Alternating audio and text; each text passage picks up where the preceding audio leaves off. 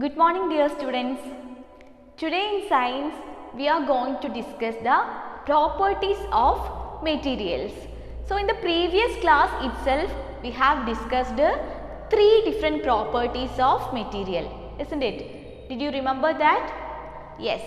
The properties like appearance, texture and hardness of materials that we have discussed. Then we moving on to the next property of water, that is solubility, whether the material is soluble or insoluble. So we are going to discuss the solubility of materials.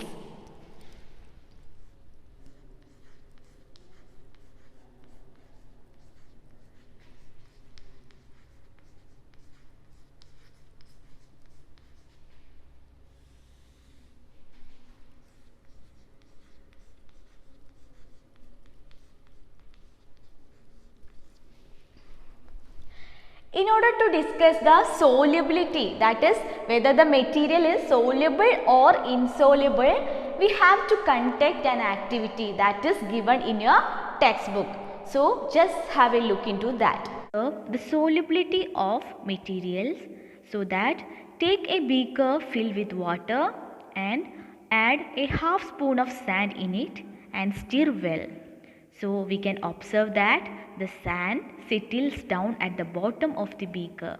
So thus we can say that it is insoluble in water.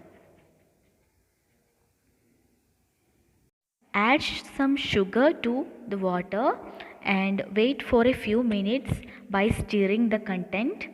So we can find that the sugar easily dissolves in water. So it is soluble. So from this activity we can conclude that sugar is dissolving in water, isn't it? So we can say that sugar is soluble in water. Sugar is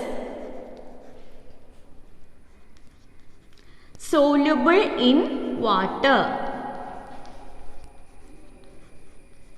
because it is dissolved easily in water, isn't it? And in the case of sand, is it soluble or insoluble?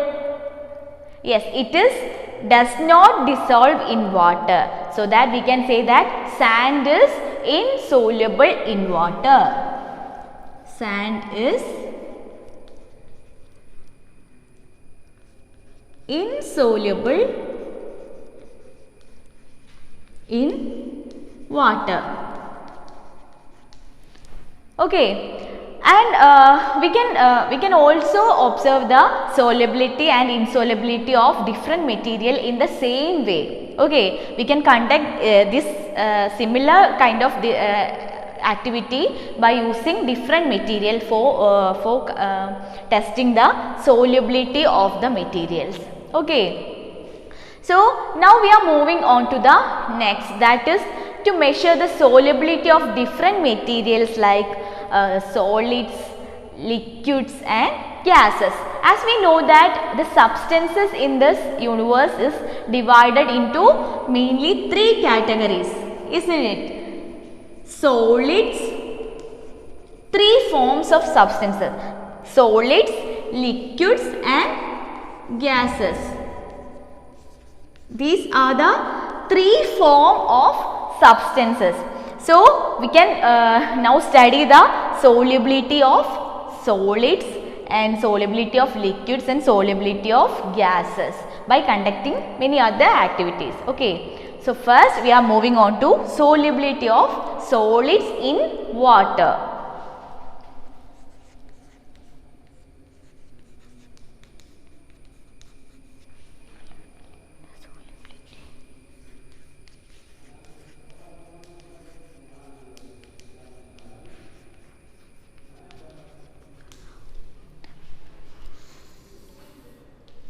For determining the solubility of solids in water, we have to conduct another activity.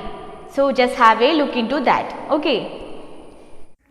For this experiment, we need 5 test tubes, a spoon, a test tube stand, water, common salt, chalk powder, plastic, copper sulfate and washing soda. First, take 5 test tubes and add small amount of common salt to the first test tube.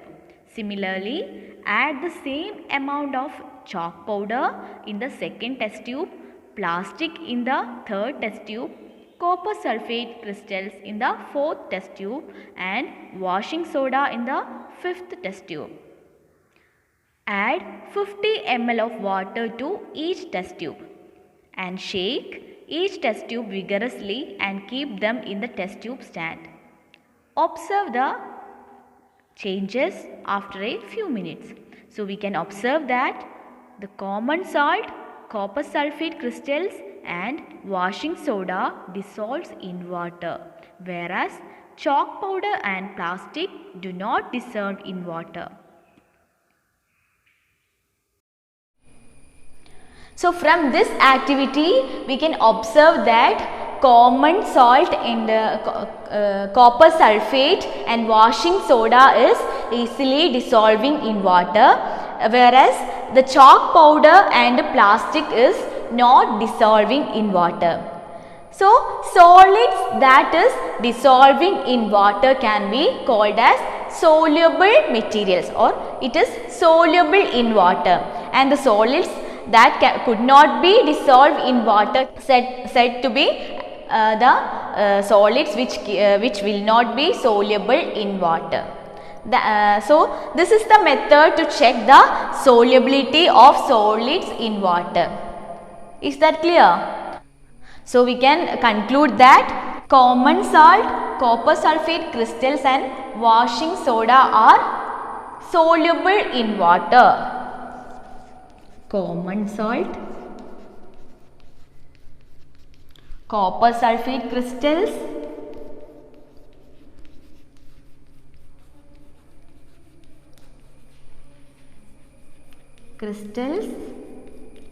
and washing soda are soluble in water.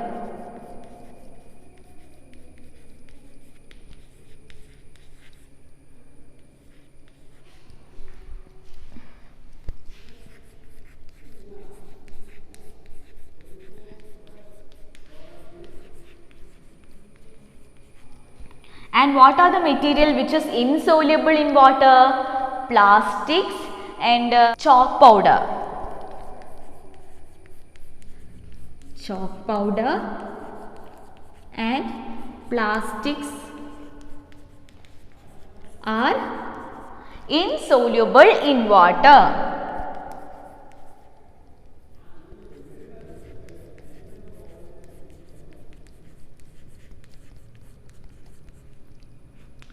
So the same activity, the similar method can be adopted to check the solubility of different kinds of solids.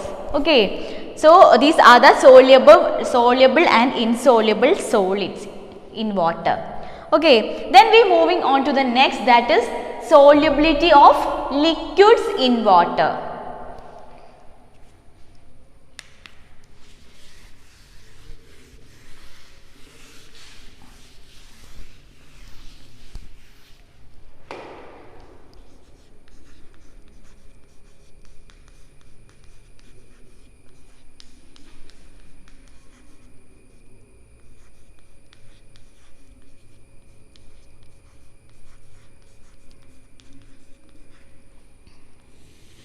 The method adapted to perform this also the same as before, like the solubility, the dissolution of the material in water.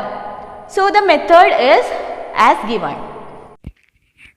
For this activity, we need 5 test tubes, a test tube stand, water, glycerin, kerosene oil, vinegar, mustard oil, alcohol and a dropper. First, take 5 test tubes and fill half of each of them with water. Add some glycerin drops to the first test tube.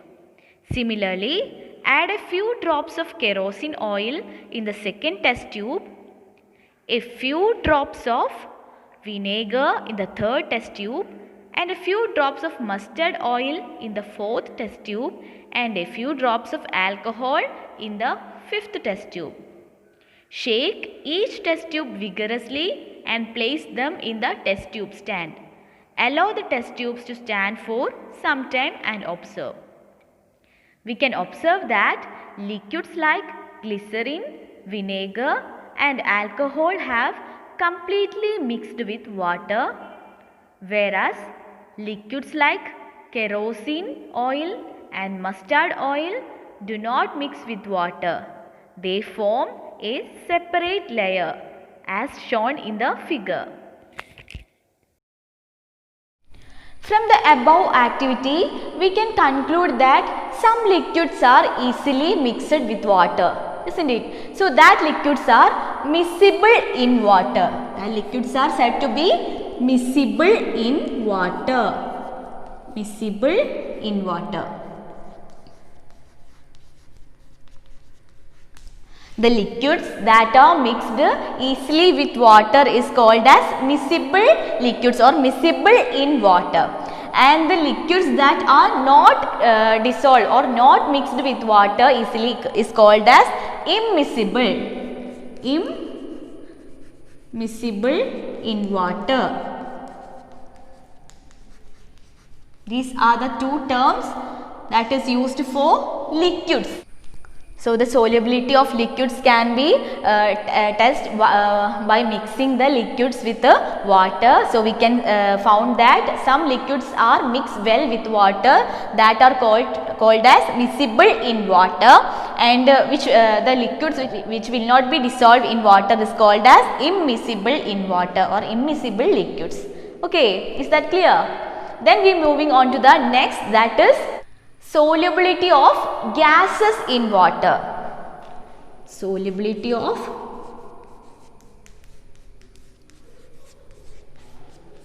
gases in water.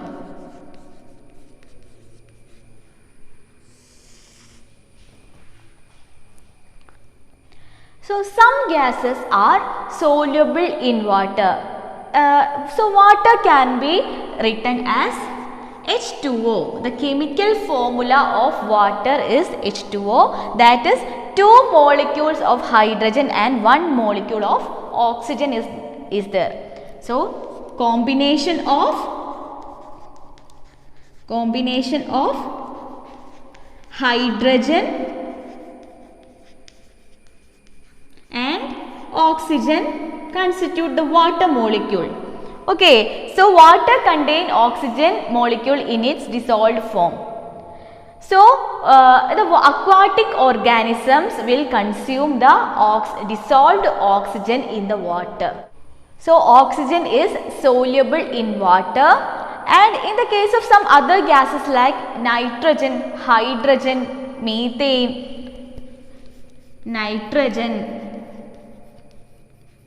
then hydrogen, methane is marsh gas. These gases are insoluble in water.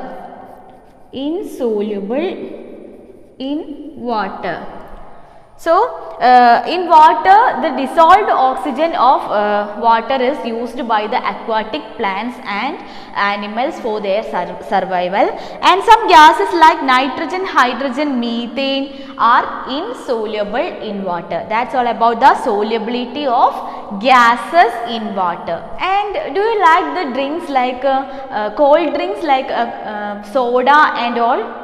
Yes, in that kind of cold drinks, the dissolved form of carbon dioxide is present. So it is called as carbonated liquids or carbonated drinks. Carbonated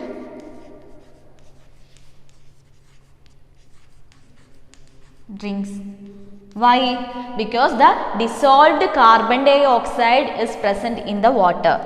Dissolved carbon dioxide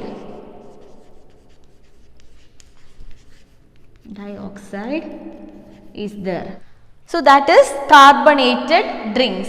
And there is a multiple choice activity in your textbook, that is Materials that can be compressed easily are called, that we have studied in our previous class. So you have to answer the question by choosing from the options given. The options are soluble, hard, soft, insoluble.